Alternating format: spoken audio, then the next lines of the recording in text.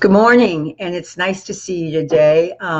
Wherever you're watching us from, I hope you will text us, let us know, and throughout the broadcast, let us know any questions that you might have. We will try to accommodate as many as possible. My name is Deborah Parenti. I'm the publisher of Radio and Television Business Report, and this is the Black Media Symposium. It's a conversation that we are very anxious to get into, so I'm not going to spend a lot of time with a lot of lengthy introductions, but I would like to thank both Adam Jacobson, our editor at RBR TVBR, also Ed Ryan, who's handling production today and happens to be our editor at Radio Inc., two finer broadcast trade journalists you would never find.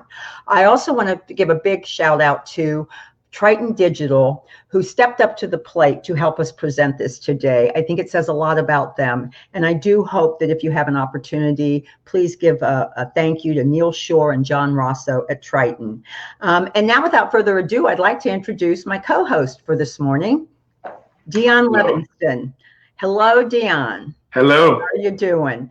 I'm Dion good. is the regional vice president for Radio One, overseeing a number of markets: Indianapolis, Detroit, St. Louis. He has a career in radio and television that has gone on for over 20 years now. And he has managed some of the most successful urban radio stations, by the way, in the country, including New York's WQHT, WBLS, and WLIB. He serves on the board of the National Association of Broadcasters, a number of state and civic organizations. And over the years, I'm thrilled to say he has been named by Radio Inc. as one of the best major market managers in the country, also one of the most influential African Americans in radio. And it also, his honors go beyond that. He's been recognized as one of the 40 under 40 high achievers by Network Journal magazine. So without further ado, welcome, Dion. Thank you. Welcome. I'm looking forward to getting into this. Great. We're going to kick off right away with our keynote interview. We have two fabulously successful and very well recognized journalists joining us today. I'm going to introduce the first one, Ed Gordon, who is an Emmy award-winning broadcaster who has interviewed many newsmakers, including President Clinton, Academy Award winners Denzel Washington, Jamie Foxx, Haley Berry, the Nation of Islam leader, Minister Louis Farrakhan, actor, I can't read this here, Idris Elba, and the late musician Michael Jackson, among many others. He has covered many of the world's most defining events throughout his career, from the historic 2008 U.S. presidential election to the freedom of South Africa's Nelson Mandela, to the beating of Rodney King, to the upheavals in Haiti and Cuba. You've done a lot, in these years. In 2020, he also authored his first book, Conversation in Black. It's a bestseller, and he has received numerous Emmys for his work, as well as other awards recognizing his talent and professionalism, including the NAACP Image Award and the prestigious Journalist of the Year Award from the National Association of Black Journalists. Welcome, Ed. Nice to have you here. Thanks. And sorry, Idris Elba, for messing up the name. I'm blind spot in my eye there. Dion, you want to introduce our other keynote interview? Oh, no, I actually thought you were doing them both. Oh, well, okay. Well, I'm looking at you. Tells you how rehearsed we are. Roland Martin has been named one of the 150 most influential African Americans in the United States. He 4 times, by the way, by Ebony magazine. His career has included interviews with multiple U.S. presidents, top athletes, and entertainers. He has been honored with more than 30 awards for journalistic excellence, including being named the Journalist of the Year in 2013 by the National Association of Black Journalists for his extensive focus on voter suppression and other issues of concerns to African Americans during the 2012 election. Martin has spent 6 years as a contributor for CNN, appearing on numerous shows and earning accolades nearly just about everywhere for his no-holds-bar honesty, conviction, and perspective on various issues. He is also an author with 3 best-selling books, is a 4-time NAACP Image Award winner, and recently signed on as a contributor to the iHeartMedia's newly launched Black Information Network. Welcome, Roland, and love your shirt. Glad to be here. Glad to have you. So without further ado, we'd like to get right into it. Dion, I would like you to start with a couple of, maybe open some questions and everything. Yeah, my first question is, we've heard all of this focus now on the African American audience or the Black audience, and all these stories in media jump up on the African American or the Black audience. How do we know that there is true substance there and it's not being done simply because it's the flavor of the day? Well, Ed, you just turned 60, so I'll defer to age first. I thank you for that, young man. I thank you for that. You know, Roland and I have talked about this far before all of this came about.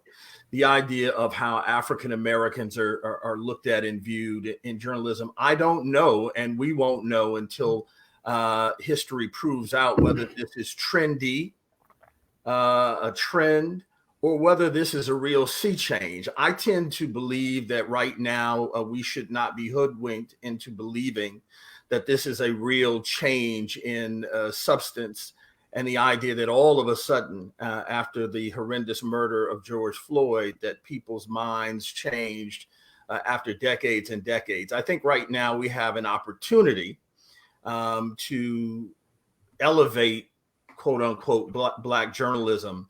But I do not believe by any means that this is a slam dunk at this point. The response that you're seeing from all of these different folks with their renewed emphasis is no different than what took place after 1968 when the Kerner Commission released their report showing there are 2 Americas, 1 white, 1 Black. They didn't agree on many things. That report, of course, was supposed to examine the cause of the race riots in 1967. And one of the most important things that they said was what took place, the lack of diversity in media. So the first wave of Black journalists in mainstream newsrooms, especially on television, took place after the Kerner Commission report was released in 68. Now, all of a sudden, after the murder of George Floyd, you're seeing all of these different initiatives. And so CNN announces, again, this sort of race unit. And then you have these other outlets. And now folks are running to create all these different things. And that's all fine. But the issue that still comes out is, will Black folks be centered? And what I mean by that is, will we be, exactly what is that particular focus? Is it window dressing? The issue that I still say, because in addition to, of course, my work in media, I'm vice president digital of the National Association of Black Journalists. When you look at what happens, who are the people who are making the decisions? Not the workers, not the sharecroppers, but who are the people who are actually profiting and making the decisions? What do they look like? What does it look like? The fact of the matter is here, in the history of media, you've never had an African American who has been the CEO or the top leader of a major news organization. Not one. The only other position I can think of was when Prince Hare was general manager at CNN, but still Jim Walton was the worldwide CEO. At no network has it ever happened. And so the issue for me is, where is Black owned media? Because we still have to control our narrative and not hope and pray somebody else tells our story the proper way. So my follow-up question would be that to this, Roland, because we had this discussion years ago in New York that I don't know if you remember, when there was me and then NBC as a GM, and then there was one Black news director at Fox at the time, of every station, radio, TV, everything in New York City, the #1 market in the country. How do you then get teeth into the stories if the editors and general managers, because we need to increase ownership, but where we at right now? How do you get teeth behind those stories if those editors and general managers don't look like the people that they're reporting about? And I throw that out to either one of you. Well, I mean, that's precisely it. But we have to understand, again, when I say centered, that's where the power dynamic comes in. And that is, again, who is determining that? I got no problem saying this. After TV One canceled my show News One Now. Why did I launch my own digital platform? Because I was not interested in going to work in mainstream media and being 51 and asking some 32-year-old white kid, can I go cover black people? See, that's we got to be honest about that. We're having to ask somebody, can I please go cover black people? And so you're still dealing with that dynamic of who has the ultimate decision on what you cover and how you cover it. Before you get to the how, you got to get them just to say yes to even go cover it. I think we also have to talk about the reckoning of America. We're asking whites to rethink and relook at what we've been doing, a new narrative, if you will. We also have to talk about those, as Roland already alluded to, few and far between Black-owned media outlets, including those that may not be Black-owned, but quote unquote Black-run. We have to have a reckoning with them as well.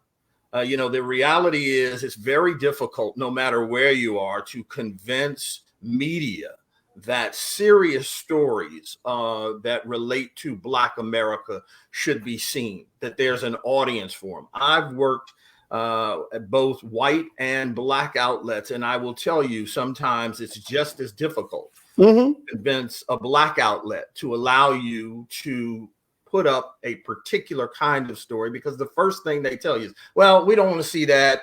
They don't want to watch that. We can't get an audience for that. It's the same argument that, the movie industry has had with Black movies selling overseas. They do sell overseas if you send them overseas. We watch CNN and MSNBC disproportionately, but when you try to convince a Black outlet to let us do news in a way we know how, they don't want to do that. So the reckoning has to happen across the board. And Dion, here's where we're going. Let's just go ahead and just put it out here. We are moving towards a point. If you look at the current trajectory, we are moving towards a point where Black people are going to be asking non-Black people, please, pretty please tell our story. What have we seen in the last 30 years? We have seen the decimation of Ebony and Jet. We've seen essentially news go out the window in Black radio. You've got 10 Black targeted, Black owned cable, one broadcast network. And out of those 10, one has a 1 hour news show a week, which started 2 months ago. And that was Revolt. Now, somebody might say, sure, that's the news, but doesn't the other stuff count? Well, let's talk about that. What are we inundated with, meaning African Americans? We are inundated with award shows, reality shows, old sitcoms, movies, comedy. So what we are being fed is loads and loads of entertainment. But what are we getting in terms of that information? If you look at stats, where Black people get their information from, where white people get their information from, it's a totally different deal. Most African Americans get their information from Black radio. Well, what's the status of Black radio? And even define that. And so we are going up against a situation where our folks are going to be so heavily entertained that they're not going to be getting information that is specific to them. And then if we're not careful, it's going to be too late. We got a question from the audience right now. They're going to put up there from Elston Butler. What is the FCC doing and it relates, I believe, to this, to increase the 1.5% of African-American owned radio stations in America? We work and we run them, but our ownership record is disappointing. And this kind of plays to exactly what you were saying, because when you control something, the more you control, the more you can assert that control over something. That ship is gone. Telecommunications Act of 1996 destroyed that. That's gone. We're now, and to be perfectly honest, we're now living in a digital world. So versus the terrestrial world or the linear world with television, the opportunity for us to be able to have a significant presence from now moving forward has to operate in the digital space. First, it's the cost of entry is a lot lower. Two, you can reach far more people as opposed to your traditional outlets as well. And so that's really what I'm sort of looking at. Where are we moving when it comes to the digital piece as opposed to the traditional terrestrial? That's a problem for us. And I think, again, that ship left as the Telecommunications Act was passed, and you say it's down to that. You're not going to see us go to 5 or 10% owning radio. Plus, radio is getting killed because of digital. We better be focused on digital. Well, Ed wants to jump in there, but Ed said something earlier. I'm gonna jump in there. Ed said something earlier that I agree with. That we have to look at that ownership piece, though, because I do think digital is coming on the forefront and growing. But when you just mentioned it, when you talk about Black people, we get our information from Black radio disproportionately. So we have to talk about how we can work to increase that ownership of Black radio and ownership of Black television. Dewan's going to come on here in a couple minutes, and he's one of the few people who even own television stations as an African American. And Ed, you wanted to jump in there and say something. Let me on that point, though, because I think we can't miss what Roland suggested. I do think those that have ownership in the traditional media outlets, radio, television, want to make sure that that in fact is the case, right? That we continue to look for ownership, and that's important. But I do think what Roland is saying is key. The idea that the shift that we're seeing in how we attain our information is really leaning to the digital. I understand why radio but it is. I mean, we can shake our heads, but the truth of the matter is, particularly with young people, I have, a daughter, all her kids, even when I put the television on, they're right here on that telephone. They're right there on that computer. So we have to make sure that all of our areas are covered. Right. So if you want to continue to own radio stations, I'm all for it. If you want to continue to own television stations, I'm all for it. And the gravitas of being on television is still there. But the truth of the matter is that's dying, whether we want to admit it or not. That's dying. So Dewan is shaking his head, ready to jump in there. Go ahead, Dewan. Thanks for having me. So obviously, I've been in TV for 32 years, and I've been an owner since 2007. I own news stations. I've launched local news in local markets. So I'm familiar with the news game. I also know the intricacies of the media and the distribution system, okay? The number one rated cable network is, guess what? Fox. The number 2 rated cable network in America is MSNBC. The number 3 rated cable network is CNN. Right. News viewership drives cable viewership. Cable viewership is the only place you can get a consistent network platform. Okay, so the cable system and the MVPDs control the network system. It is driven by 3 news networks, which is driving cable. I think there is a place for another national, not a regional, cable network, news network. Roland Martin, you're 100% right, okay?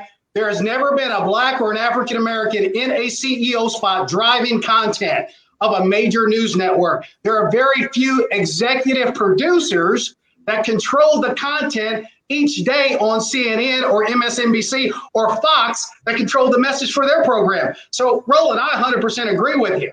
I don't think it's digital, though. I think to be considered real news and not fake news, okay, you have to be on the big screen. I think you have to be on the big screen because that's where the credibility. That's where the credibility is.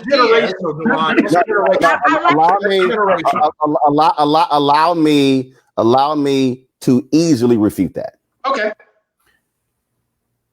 There are people who do have this notion that, you're not a real show unless you're on television. I had a show on TV One and Black people said that. I was actually on TV. In fact, what was interesting, a brother told me, he said, man, when you gonna get you a show? I said, I'm on 5 days a week. He said, no, I mean a real show. I said, I'm sorry, what do you mean a real show? He said, I mean like on CNN or MSNBC. And I said, brother, do you realize that when Brian Williams comes to Washington, D.C. to host the NBC Nightly News, he literally sits in the same chair I sit in. The brother didn't even realize that we contracted with NBC News Channel to do the show. Same set, same chair, same camera, same fiber optic. But that was his mentality. He was like, oh my God. So here's what I did. So after the show ended, okay, so now let's just look at the landscape. All right. So if I accept that, then I got to wait on BET, OWN, TV One, Afro, Revolt, Bounce, Aspire, and I'm leaving out a couple. You got BET, Her, Clio on my TV One and BET. I gotta wait for one of them to go, hey, let's do a news show. No, let's make sure. And before you go there, can we bring Chesley into this discussion? Yeah. So let me. Because she hold on. Allow me to add the digital piece. No. She has a national Black network, and I'd like for her to come in this discussion and talk about that from that perspective. Well, but here's the deal, Dion. So here's what I did. When I launched the digital show 23 and a half months ago, we went from launch to last month doing 30 million views, growing the YouTube channel from 157,000 to 609,000, and out of the 23 months being in the black for 15 of those 23 months. Wow, now we're building. So the point is this here. I totally get that. And guess what? I have the exact same guest as CNN, the exact same guest as MSNBC. In fact, I have even more Black folks during coronavirus put on 80 Black experts. So the point I'm saying is the issue is not the network doesn't give you credibility. Who you are and what you build gives you credibility. And that is really going to be the opportunity. And the cost to do it, the budget that I'm on every year isn't even $1 million. That won't even cut car service at some of these networks. So Chesley, Juwan, before you come in, Chesley, can you come in and comment on this now? No, I think it's a robust discussion. That's great. I think we're talking about platforms. And so, we're in the content business, and it's really a question of what your content is. And I don't think we want to limit ourselves to any one particular platform. We want all of our talent to be across multi-platform because, look, Black people need news and information however they can get it. Okay. So radio is the most accessible. Digital works, but it doesn't work ubiquitously across all of our country. Black people in rural area still need information. They can't necessarily get download speeds like they're supposed to. But I will say this, ownership is important. And I'm not willing, Roland, to give up on the FCC and suggest that as a medium, again, radio, TV is one of many platforms, and we need them all. So we still have to lobby at the FCC, and we're working on that right now. We still have to be able to grow ownership because radio and TV is a mass medium, and digital has the ability to be more narrowcasted, but we need it all. Hey, Juwan, you wanted to come in? I want to get to the minority tax certificate, by the way, because that is I'm going to bring that up. Well, Ed, I think Ed had something to say. Let me say this, and I think what Chesley said is important. I think it's important that we make sure that we're covered on all lanes. The idea that there has to be this debate of which is better, digital, radio, television, cable, et cetera, et cetera. No, that shouldn't be. If Dewan can own a station and can give the opportunity to put forth the programming that we know is of import to our community, let's do that. If we can work the FCC and get more licenses and get more stations that we had disproportionately more literally 30 years ago than we do today, then we should work on those things. We shouldn't have this fight, but I think it's imperative to understand because this is where African Americans have fallen down historically. that we need to be forward thinking, because the truth of the matter is, whether we like it or not, Roland talked about me turning 60 this week, the idea of what I'm used to, and that is television, that is radio, that is the idea that, as Roland said, you know, when older people come to me, they say, Ed, we miss you on, you got to be on CNN. We need you on da, da, da, da. But I've done so many other things that they don't deem as important, because somehow the validity of them in their minds is not the same. My daughter, who's 26, does not see it that way.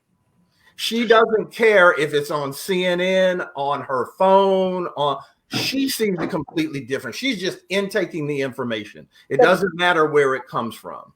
So I think we just have to be mindful of that. Yeah, let me say a couple of things right quick on the minority tax certificate and ownership of local media. There are a lot of people today fighting behind the scenes to try to increase diversity in broadcast and radio ownership.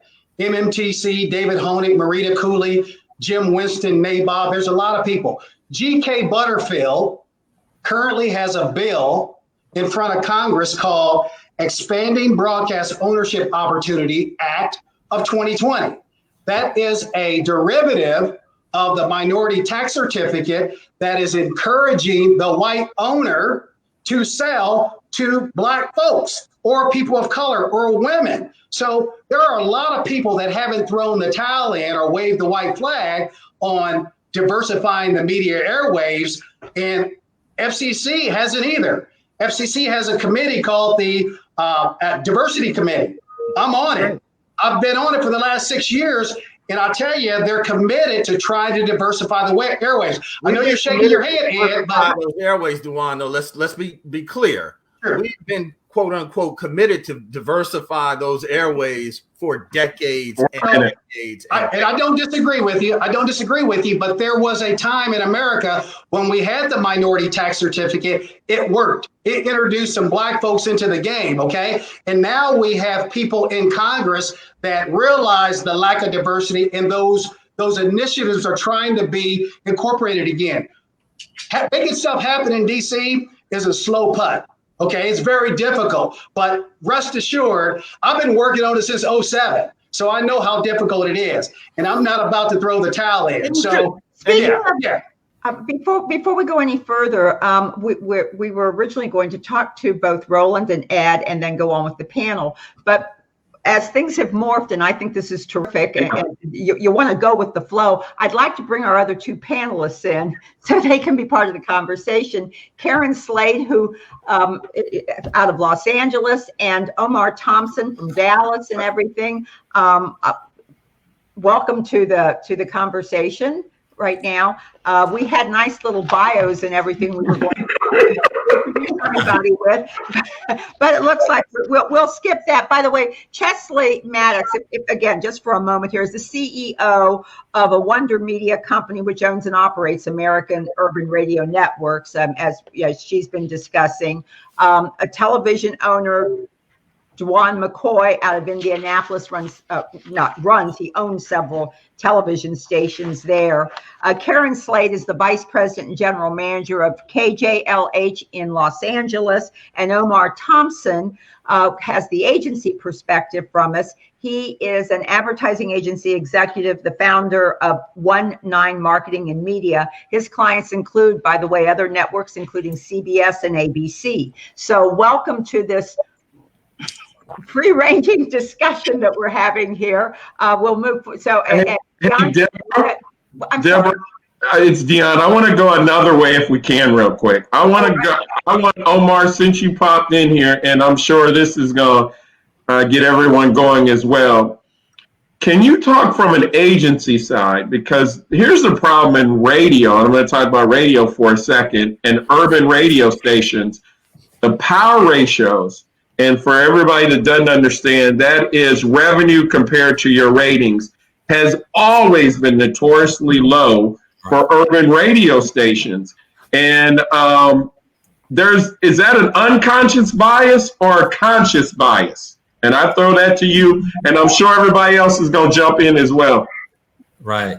A great question. Let me backtrack a little bit, just on the last piece of conversation when we were talking about whether how Black people consume media, whether it's through the radio or digital.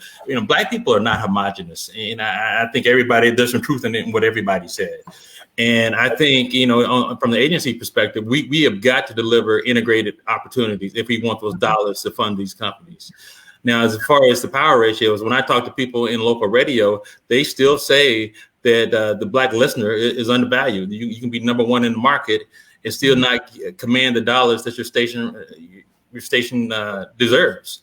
So I think that's more of an unconscious bias. When you look at the good news is when you look at national buyers, there are a number of advertisers like P&G and Nike and others who are allocating hundreds of thousands of dollars, if not hundreds of millions of dollars, toward the African-American space. So what we have to do, we have to lean in, is whether we're in television, radio, digital, and make sure we get our share of those dollars.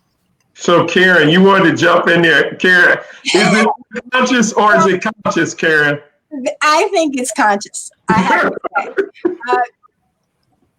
I've been here a long time, and we have always fought to get advertising dollars. I mean, it's always a battle. Even when we had great numbers, it's a battle. It seems like when the majority owners came in and started doing urban, that's when the money flowed right by us to majority owners. Still to this day, 30 years later, we're still fighting to get ad dollars. So yes, they are making a conscious effort to include the Black consumer. But what platform are they using? They're not using minority owned and operated media or minority owned and operated platforms.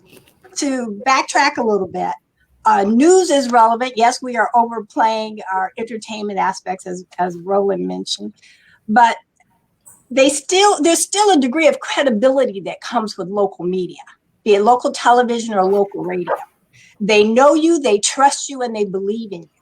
So when you provide information, they believe you. You have a credibility, and you can use these additional digital platforms to make it more interactive. So it's not a one-way communication. It's not strictly a broadcast. You are interactive. You're listening. You're giving them a voice. You're giving them platforms on air, online, and then you use all the digital assets to get your content out, to push your content out, and to give them an opportunity to respond. So Ed, is it conscious or unconscious? Oh, we know it is conscious. I mean, that's not even a question we have to deal with. I mean, we've seen what America is, right? So this is just a microcosm of America.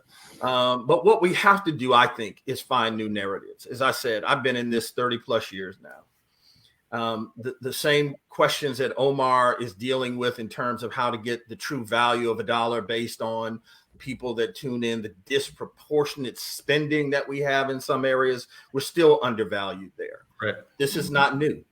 This is something that's been going on. I go back to the reckoning of Black owned and operated media. We say that news is important to us, but we don't value it in the same way. Again, it goes back to what Roland and I say all the time. If CNN, MSNBC tells you something, Black folk tend to believe it quicker than if we're on BET or TV One. And part of that is BET and TV One and other Black outlets have not allowed us to have the dollars needed to fight the battle in the same way. I've worked both sides of the coin. I've worked at CBS and NBC and BET. And the biggest difference was dollars. Right. Plain and simple. It wasn't that they had so many more brilliant people at white outlets than we did at Black outlets. Contrary to what people think, we can produce and have forever the same kind of quality they can if just given the dollars. And that in the end is, and Roland has suggested finding ways to get around that, and he's done it masterfully, the idea of trying to compete. And I just will wrap this up by saying this, though. Karen, I think you're right in terms of local media and the one-to-one understanding of, your local news anchor and the like. But I think what Roland said earlier is important too, and it's what I built my career on. You can do it on a national level if people trust in you. Right. So Dion. So you asked about the money. First of all, forget it. It's extremely conscious. Let's cut to the chase, okay? Black, white. So at the end of the day, they value white folks more than they value black people. And in fact, even if you talk about cable networks, you can have high black viewership, but even within those networks, they're going to reach a point where they say, okay, we've got enough black people, because frankly, the advertisers does not want to actually give us the money that we need because we have too many black people. Trust me, that conversation has happened inside of a CNN and an MSNBC. It happens. Here's where we are. Right now, it keeps talking about the reckoning. I use that phrase. I talk about the third reconstruction that we're in. So you see what is happening within the ad agencies, where you had, since the murder of George Floyd, you've had this upheaval where you had black folks, Latinos, and then you have these white allies, or as Jane Elliott calls them, partners, who have been challenging folks internally when it comes to their numbers. Well, this is the moment, frankly, when black media, especially black owned media, should be reviving the Madison Avenue Project to begin to challenge the folks, because the issue is not just black folks working inside of these ad agencies. It's also that collective spend.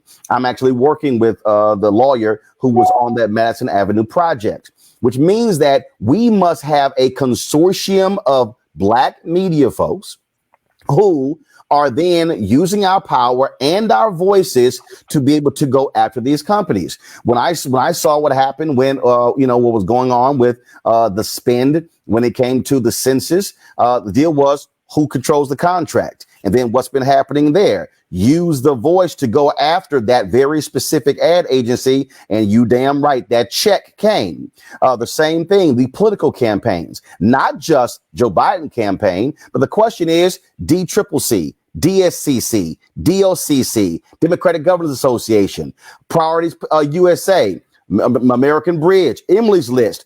Billions are going to be spent.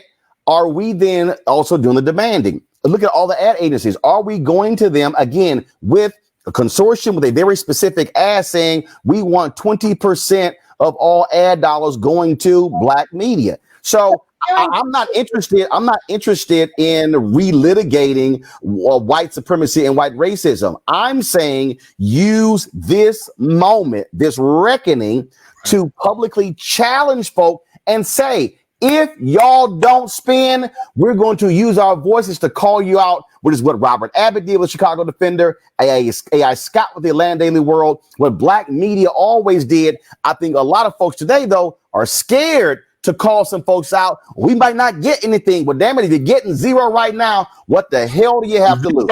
Hey, my dad used to always say in the Southern term, 0 from 0 is 0. If you got none and you leave with none, you didn't gain none.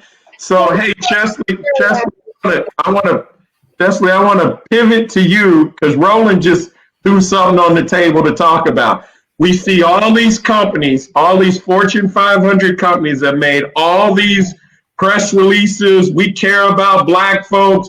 We hold in black folks' hands. Black Lives Matter all over the place.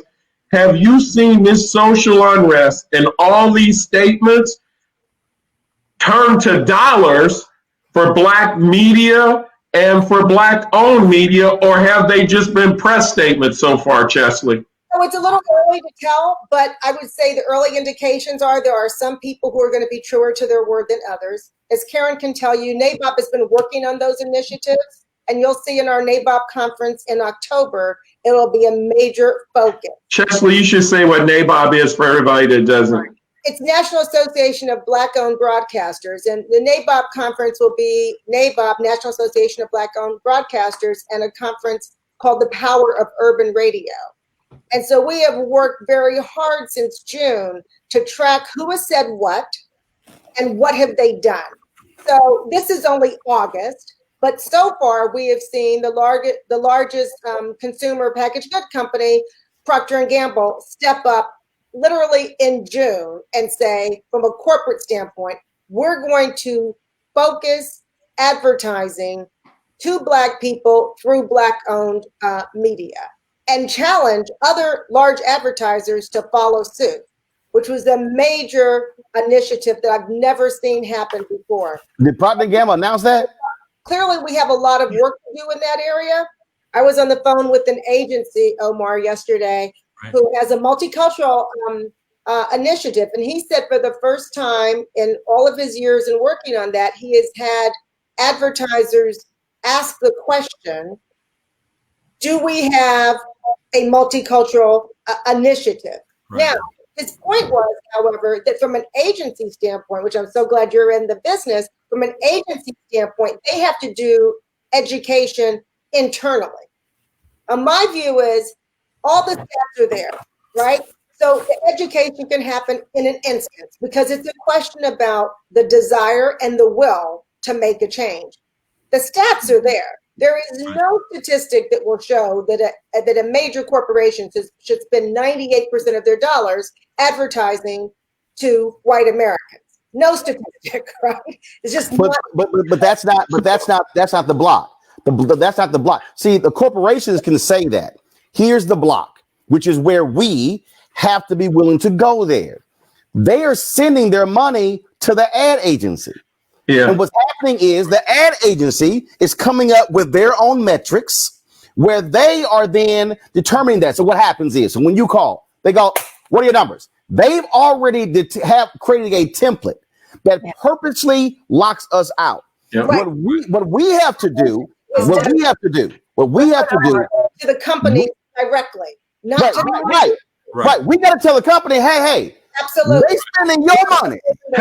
Hey, wait, to Roland and to Chesley, I want to go to Omar. Because are we letting ad agencies off the hook? I want to go to Omar. In 2020, should you really have to have training to learn that there's value for Black people? Omar. Well, here's the thing. I think we all agree that there may be a conscious bias, but there are agencies that are specifically seeking out Black-owned company and Black-owned content. So there is money and there is initiative against this. Now, Roland made a good point earlier when he said there is strength if we do things collectively, meaning if we bring our scale and we bring our might and if we bring our voice, there's a greater opportunity to pull greater dollars out of there. But yes, there is, in 2020, there's still need for education. I mean, we're still fighting the same fight. So I think agencies are open. I think we're in a moment of time where, because of the murder of George Floyd, Breonna Taylor, and the other Black names of folks that have died, I think people are leaning in and they want to do their part socially. So as Black broadcasters, this is our opportunity to capture some of those dollars. Let me just say this, and we got to be honest, folks. The only way these people are going to respond is with pressure. What they are doing is biding time. They are saying, how far away will we get from the death of George Floyd when things return to normal? If they don't feel the sustained pressure, meaning we're going to publish your numbers. We're going to broadcast your numbers. We're going to say you released a Black Lives Matter statement on your Instagram page, but you have no Black ad agencies. And this is your Black spin. Light can only reveal what is done in the dark. And if we don't do that, the money ain't coming. And so I think it's important. I want to follow up with what Roland said quickly. We have to also, again, I keep talking about turning the mirror to ourselves. We just said a moment ago that it's conscious bias, but somehow we want to navigate around that when we get into this part of the discussion. If it's conscious bias, it's conscious bias, period. And that consciousness did not change on a whole with the death of George Floyd. So if we think that miraculously these companies and these leaders in those companies have changed their minds after decades of keeping us blocked, we would be foolish. We also need to make sure. I've dealt with Blacks in white agencies who ultimately had to send me to a 27-year-old white girl to determine how we should service our community. This young lady, other than eating in Harlem and knowing a Beyonce record, knew nothing about Black folks. Yep. These were the people who were making the determination of how much, if any, money we received. And the idea of the collective voice, finally, again, something Roland and I we've been talking about this again for years. We've been friends for years, have talked about this for years. I'm tired of us talking about us working as a collective, and then we go away and we never work as a collective. Yep. I hope that this reckoning period will allow us to finally see that we can become stronger together than apart. Definitely. Deborah, you wanted to jump in there? Yeah, I wanted a couple things that observation here. We've talked about, the media itself, and we've talked about media ownership. But I look at Omar, who owns an agency, and I'm wondering if we don't need more focus along those lines. We need more Black-owned advertising agencies who hopefully then can control some of those dollars or direct them, and recognize this a little bit more. And then the other thing I would just point out that also, like, this is an opportunity for advocate, you've accountability, that to continue to hold people accountable. If we just hold them accountable today but forget about it next year, it's. But Deborah, here's the deal. We got to just be honest on the whole deal with the ad agency. They are going extinct.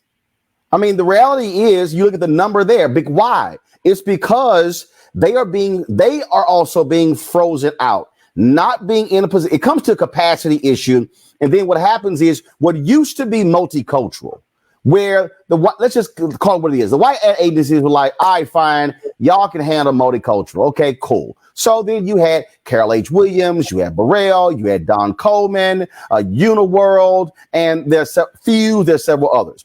All of a sudden, when those numbers the demographics begin to change, multicultural became mainstream. So the white ad agencies were like, oh, damn this, we're going to keep it for ourselves. So what they've been doing is starving the Black ad agencies. And this is what I'm saying.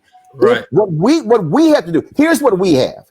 What we have are microphones, television, and we have digital. And what they don't like, I don't care what the company is, they do not like getting called out. And so what has happened is we have said, and I've been in Black media, well, no, we don't really want to push that thing because we getting some stuff right now.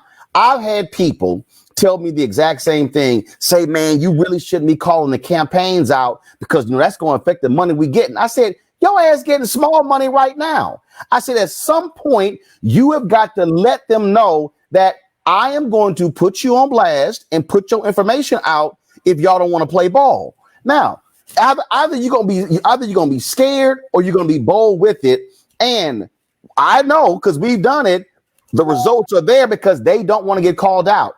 I'm telling you, we are walking down a path where the Black ad agencies are going to be extinct if we are unwilling to use this moment to say, hey, we're not going to freeze out the dollars anymore. Omar, Roland, I want to go to Omar on that point. And after we go to Omar, Roland, you raised a point about standing up and saying something. And DeJuan, I want to go to you about the lawsuit that you just filed as an owner soon as we get to Omar. Right. Just one point. There are less Black agencies than there were 10 years ago. But the distinction I want to make is we run a Black-owned agency. However, we seek general market business. So I think it's important that we have Black folks in general market agencies in leadership positions. So yes, even if the Black agencies go away, we still need Black faces in general market agencies, making decisions, determining where dollars are allocated. And even we mentioned, someone mentioned the point of talking to a 32-year-old planner. We need to be at a point where we can influence the plan before the dollars are allocated. And we need Black folks in those agencies. So I think it's a nuanced conversation. It's a general market agency with Black folks in it versus Black agencies. So can I ask you a question? What do we do to make that happen when we've been talking about that specific point for decades? For decades. Hey, go ahead, Karen. We need to be in the boardrooms. We need to influence decisions. We need seats. not just at reception, but throughout the company, including the boardroom. These companies have their demographics. They know who their consumers are, and they know how many African Americans, Hispanics, what have you, buy their products. They know how much we contribute to their bottom line. Why they don't support us. That is the issue that I have. It's good business to support all your consumer base. So, but they don't care about good business. Yeah. Roland, before you go there, I want to go to Dewan, because Dewan, I want you to talk about an owner where the money comes from that most lay people don't realize, for hedge funds and other stuff like that, and about discussions that are starting to happen that were never there before, and then lead into your lawsuit, please. Yeah, so I believe everything runs back to the money. Roland mentioned it earlier. It's about having the green, okay? And what I'm seeing now in the money world is that not the private equity people, but the people or the companies or the hedge funds or the pension funds that the private equity people get their money from are saying, wait a minute, before the California Teachers Pension Fund gives you $100 million to invest, right, what are you doing for diversity? I'm not going to give you a dime until you show me what you're doing for diversity. I think that's an important part in getting attention for the cause, because it all leads back to the money. Not only that, banks that get money from Federal Reserves, there should be covenants or requirements. What are you doing for diversity? And there should be a ranking for private equity companies. There should be a ranking for banks to manage money. That way we get a shot at the table, and it starts with the money train, not the end result. Let me give you this here. Martin Depp did a book called Operation Breadbasket. He was part of the project. Every single one of us, that's the playbook. King discussed it in his April 3rd, 1968 speech when he said, redistribute the pain. How they moved dollars, how they went after companies where they had them invest money in black banks, hire black contractors, hire black senior managers. Everything we're talking about literally was what Reverend Leon Sullivan gave to King with this idea. King took the idea with SCLC, Operation Breadbasket. So, but here's the piece. You have to have an entity, infrastructure to actually execute that plan. That's correct. So when you talked about this whole deal with money, and when someone, I forgot, it was Chelsea, when she said, we got to have this on board seats, whatever. And then when Karen said, in terms of they know their black numbers, of course they do, but they're not going to do it unless they're forced to. So you look at what's happened. The Associated Press just did a story that showed the top businesses in Massachusetts, the top public companies in Massachusetts have no black board member. Which then means I saw another story that listed the top 20 companies that had no black board member. The company that owns TJ Maxx has no black board member. So to Ed's point, where does news come in? Okay. Now all of a sudden, so imagine news at at Karen Station. Imagine at news at Chelsea. Imagine news at Dewan. And then what I do. What we're doing is, let's say we collectively get the information, and when we put that information out to our listeners and our viewers, and we begin to say, hey, y'all are supporting a place that doesn't even have a black board member. Trust me, the company's going to hear that when the phone calls and the emails come in. Last point.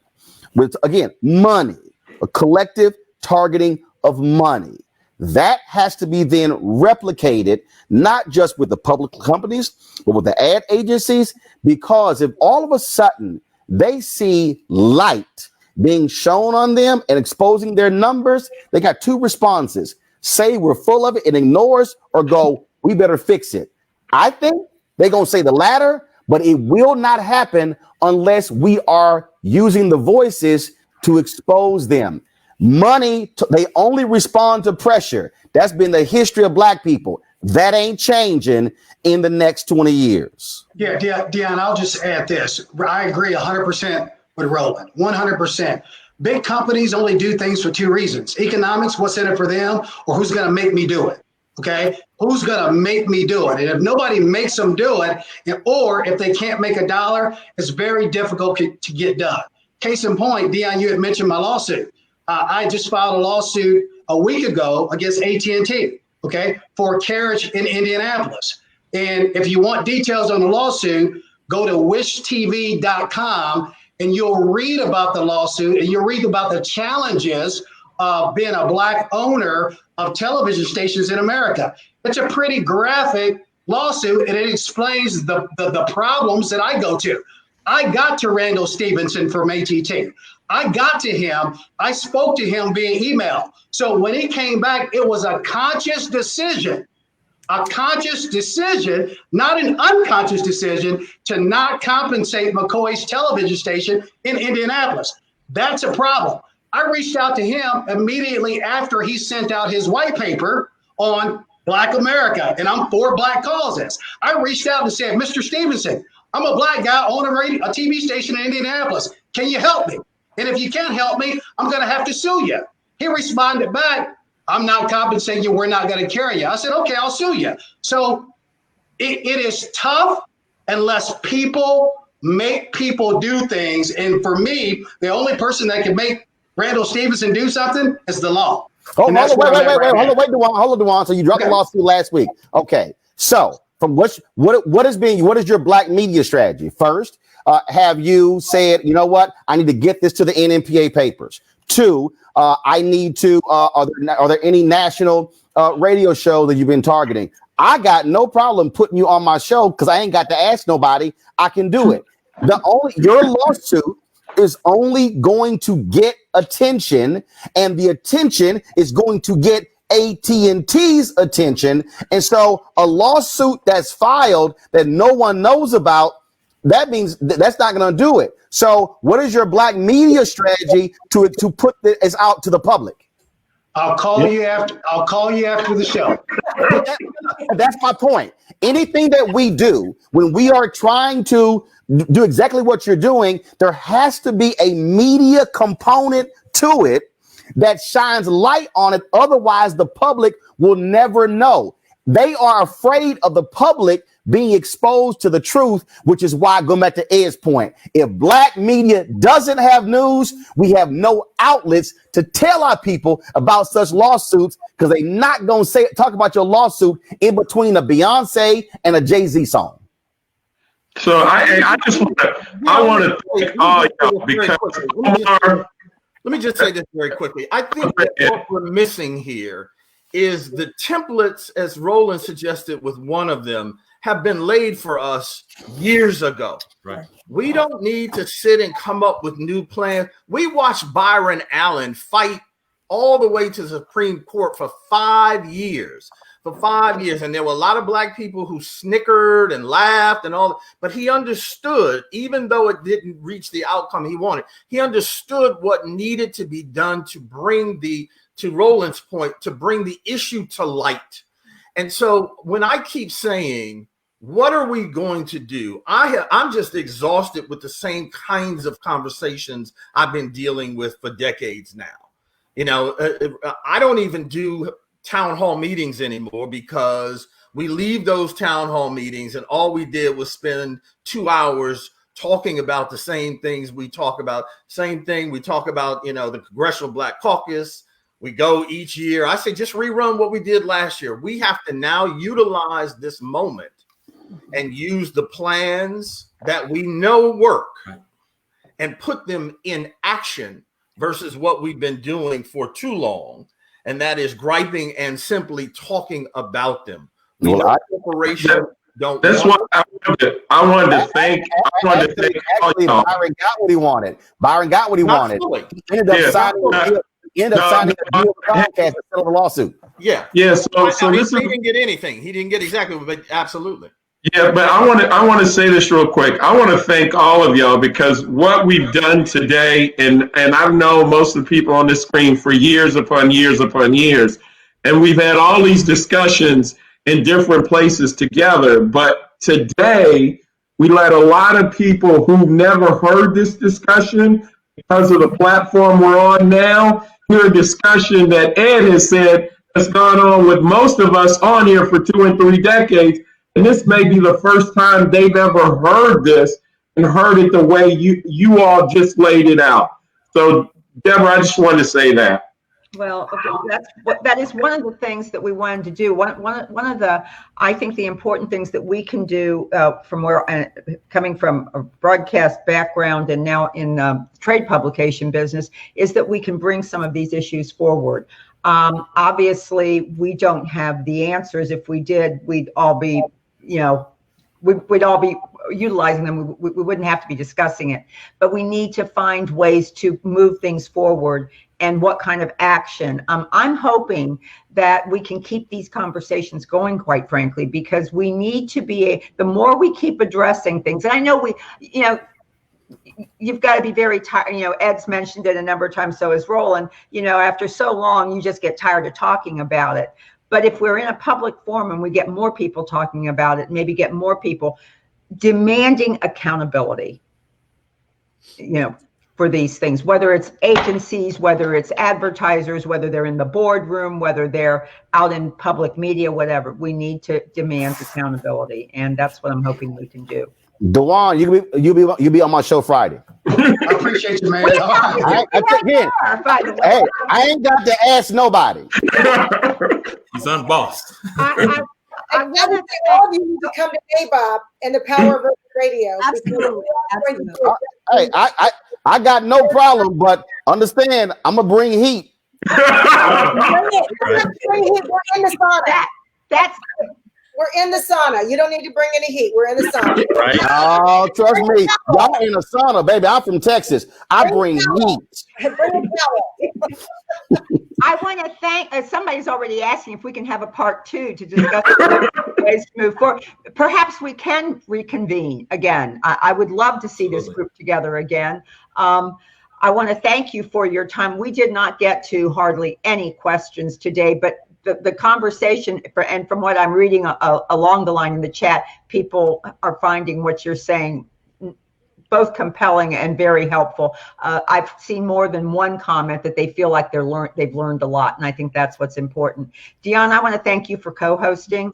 I want to thank Ed Gordon and Roland Martin, Chesley Maddox Dorsey, Duan McCoy, Karen Slade, Omar Thompson, everybody behind the scenes. I want to thank everybody for joining us today. This will be replayed. You can pick it up on YouTube if you didn't get a chance to see the whole thing. And I also would hope that everybody that has been watching and everybody here, remember rbr.com and radioinc.com. Please, we're always looking for your comments and other kinds of any information or ideas and suggestions so that we can do our part to make things a little bit better.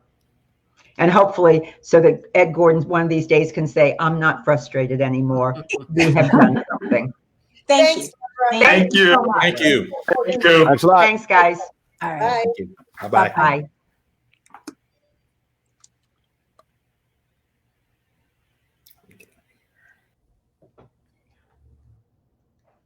Thank you again, Dion.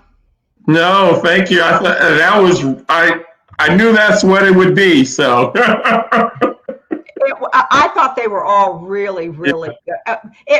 We sort of threw the script out of the way, which I kind of had a feeling that might happen too. But I was certainly glad to see that, everybody was so engaged. So that was it really, really, I think we had a very good conversation. Well, I got to the 2 questions from them and all 4 of our questions we started with. I just worried. I don't know if you noticed, I just weaved them in there as I transitioned people from one to another. So. Okay. Well, listen, thanks a lot. And we will chat with you again. I have a feeling we might be doing this again. Well, thank you. It was very enjoyable. And I thought it was very educational. I keep getting texts from people saying they couldn't stop looking. So. Great. Well, on behalf of everybody at RBR TVBR, Adam Jacobson, our editor, and Radio Inc., Ed Bryan, who did all the production, thank you very much.